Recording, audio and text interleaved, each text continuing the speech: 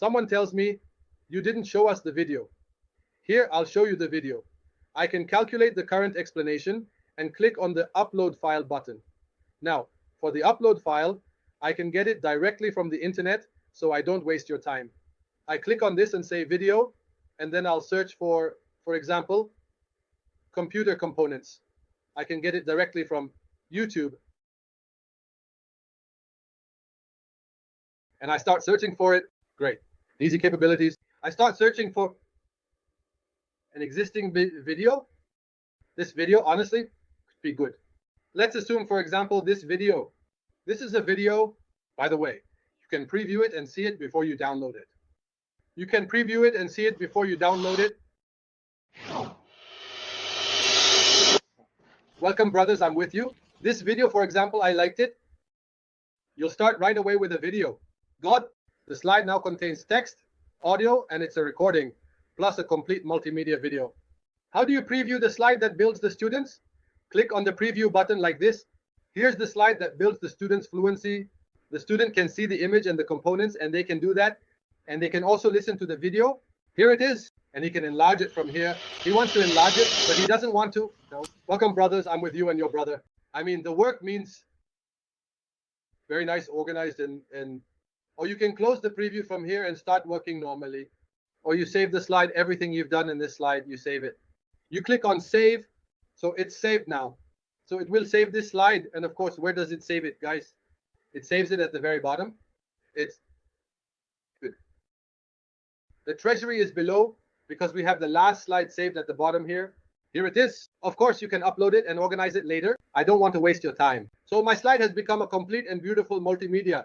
Organized in its images and videos, you can do very high quality work and you make a lesson in a lively way. Okay, what I want to tell you is, what did you benefit from? I benefited today by being able to hear. I learned the difference between the slide and the classic slide.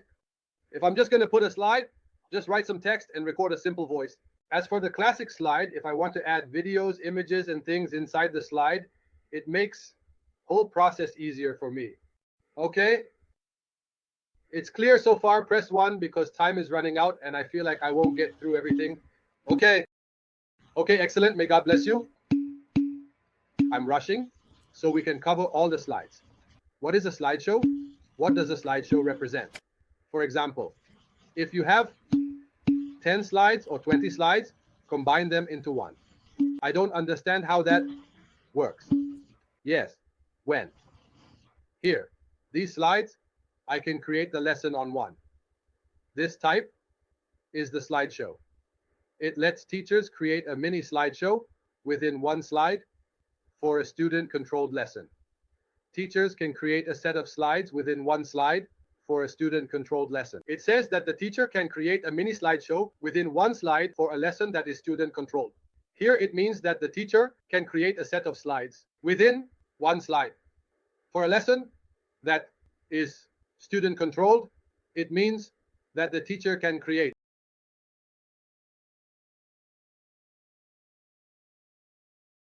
it represents the lesson. So if I click on the word add here, which is located on the toolbar at the top of the screen, I can then proceed to add a number of slides to my presentation. This action allows me to include multiple slides, and all of them will be conveniently organized and displayed together in one single slide deck. Here, you can, in this episode, if I give you an example, let's say I went to PowerPoint, just to keep it brief. I created slide 1 and added some information to it. Then I created slide 2 and added more information. Let's assume you have a lesson, and then I created another slide, slide 3, for example, and added information to it. I don't want to take too long. I just want to give you the idea. After that, you can implement it. For instance, you have a lesson with 4 slides or 10 slides. The important thing is that after you create this lesson, you save it. You can save it, for example, in the downloads and name it. For example, in lesson 3, I added information. I don't want to take too long. I just want to give you the idea, and then you can implement it. Let's say you have a lesson with 4 slides or 10 slides. The important thing is that after you create this lesson, you save it. You can save it. For example, in the downloads, and name it. For example, lesson 1 or listen 1 lesson, right? So you created a lesson on PowerPoint. Now I want to put that lesson inside here. So I click on a icon that I want to bring from my device here. What's the difference here? If you want to get something from the internet, you want to get a lesson from the internet, here from the clouds, here from your device, I bring it with my device. Here I click on this arrow icon and go to the downloads, and I go and tell him I want. Here it is, here it is. So what was he carrying for me? Oh, it's starting to load. Look, file processing. It's starting to load. Lesson, which consists of 4 slides, but what will appear here? It will show you just 1 slide. After I've created them, if I break them down a lot like this, they will only show up in 1 slide. Isn't the view like this? It's really nice. If you have a curriculum, because you can create each lesson with 10 slides in 1 slide, each lesson has 10 slides in 1 slide, so that the entire course remains for you. For example, 10 units or 10 lessons, and each lesson has your slides inside it. An organizational process organizes your work and makes your work very beautiful. Okay, what is he carrying at this time, guys? He's carrying the slides. We just need to be patient for a bit. Of course, this depends on the number of slides and the internet speed. It usually takes about a minute or 2. As you can see, it added 5 slides, around 50 slides in about 3 to 4 minutes. Those 4 slides will start to be added in seconds, God willing. So let's be patient until it finishes. It's downloading them for you, so they will be at the very bottom. Yes, it has actually downloaded. It's down here now.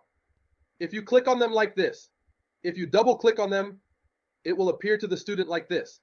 It's nice, nice, nice. So it appears to the student like this. Of course, since it's still loading, I shouldn't click on it yet. Look, guys, just to be clear, don't click on it and open it until the file processing message disappears from your screen. Just keep an eye on that. It needs to disappear from your screen. Since it's still loading, don't click on it yet. Wait until the file processing message disappears. Where are the 4 slides? They're all in 1 slide. If we uploaded 60 slides, could I upload them all in 1 slide? Yes, by selecting Add New and choosing Slideshow. It should disappear from your screen. Just keep an eye on that. Where are the 4 slides? All are in 1 slide. If we had uploaded those 60 slides, can I keep them all in 1 slide? Upload by selecting Add New and then choosing Slideshow. The slides will be together. They will all be in 1 slide, but why did I do this? Sometimes you need to balance slides, swap one for another, and this allows that. All right, it's done. Double click here to see the lesson. Yes, it appears like this. Here, the student can see the slide count. No, they all stay in 1 slide, but what's the idea behind what I did? Sometimes you want to balance between slides. You want to swap 1 slide for another. And this gives you that capability. Otherwise, you wouldn't be able to do that. All right, so it's done. I just need to double click here and I can see how the lesson looks. Yes, it appears to the student like this. Of course, it's still loading. So let's wait a bit for it to finish.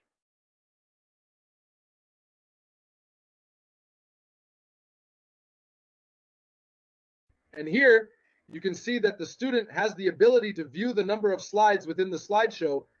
This is the idea of the slideshow, of course. It's loading on my internet connection.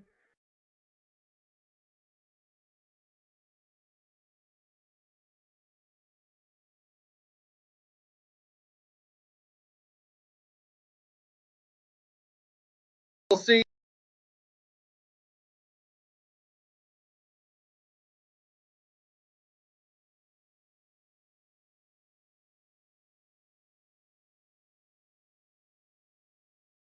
So while it gets itself together and starts loading, because of course, this is the first time it's doing this.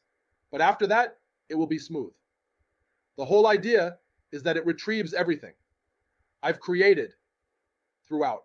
All the slides will be loaded, and this will give you the ability to navigate, or it will give the student the ability to move between the slides through this single page.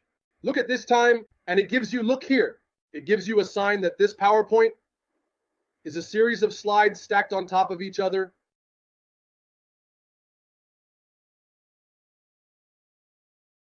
Come on, let's not waste time. God, make it easy for us.